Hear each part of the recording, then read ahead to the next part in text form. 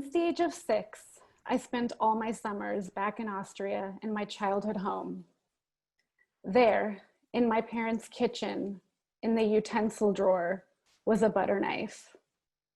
It was mixed in nonchalantly with all the other butter knives. However, this one was different. I didn't think much of this knife because it had always been there. I don't remember it not being there. I would even use it on occasion to spread butter on my bread or other things like that. As I got older, I would understand that this knife represented a racist lineage that I had been born into.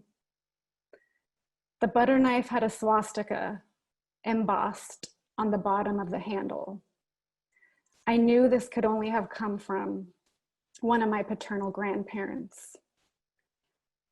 My paternal grandfather was in the SS, which was Hitler's elite troop that carried out his orders, and from what I know, bought into the whole Nazi ideology. He was a true Nazi. I did not know my grandfather well. I didn't really know him at all.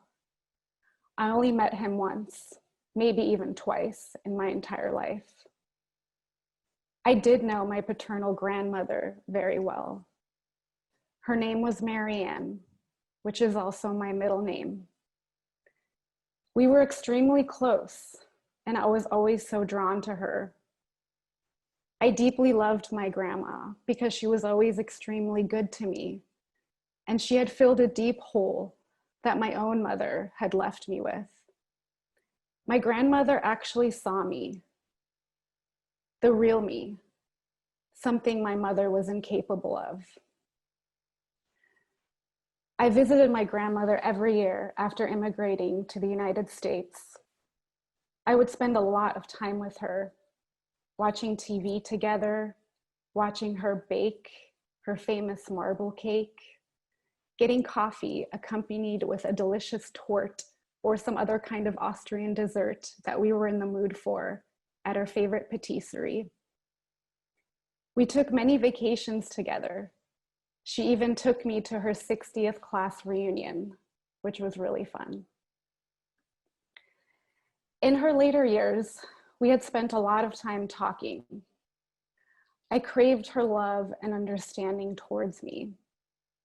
I loved how neat and orderly she was.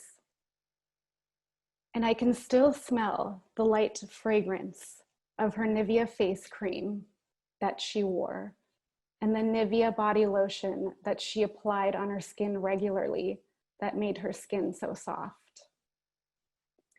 I was deeply fascinated by her and her life. She was born in East Germany in 1918 and lived through and experienced Nazi Germany from an evangelical German perspective. She would talk about the war here and there, but it wasn't until my 30s that I became more brave and interested in wanting to ask specific questions about World War II while she was still alive.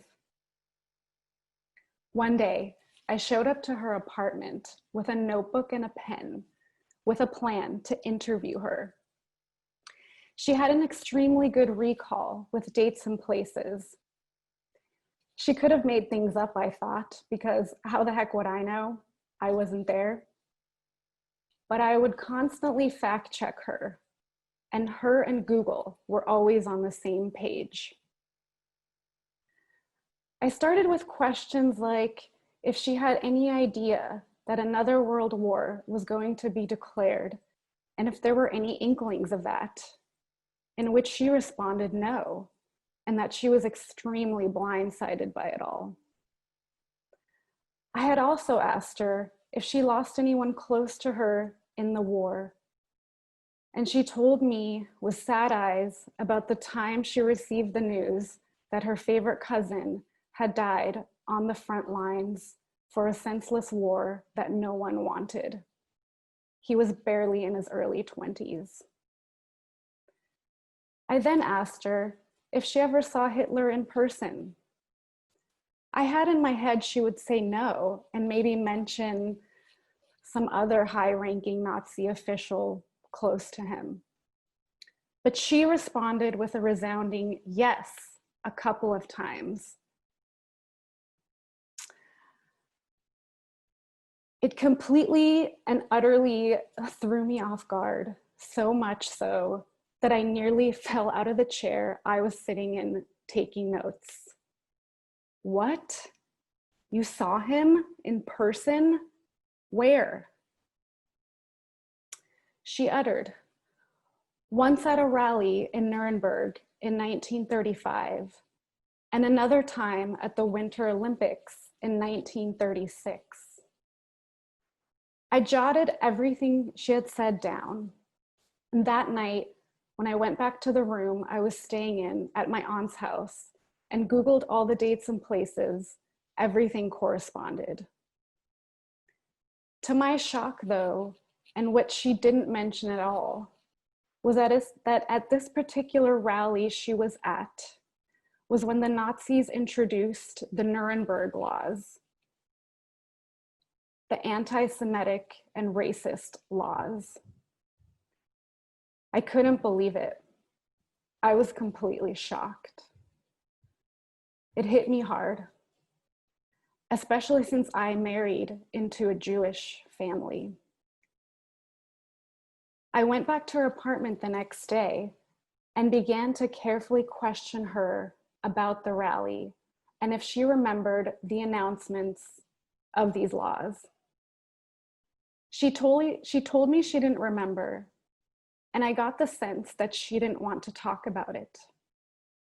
So we carried on talking about other things that made her feel more comfortable. I was going to deal with my own discomfort at a later point, and I did not want to put that on my 96-year-old grandmother. I subconsciously felt that she already had enough internal struggle of her own. I had often wondered if that was her karma, her closest grandchild, which visited her the most and loved her the most, now married to a Jewish man that treated her extremely well. And it was because of him and his support that I was able to visit her as often as I did and spend as much time with her as I had. I often wondered what her true feelings were about that. I asked her many times, but she would always say, I'm fine with it. I like him. Maybe in a way, she was being confronted with the racist beliefs she may have had during the Third Reich. The fact that my grandmother treated me well and that she probably didn't treat others so well in the past became a thought I could not get out of my head.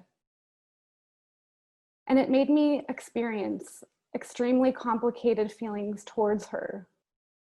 It was a dichotomy of emotions for me, having so much love for her, yet having to come to terms with her past that was extremely shameful and I was not in agreement with.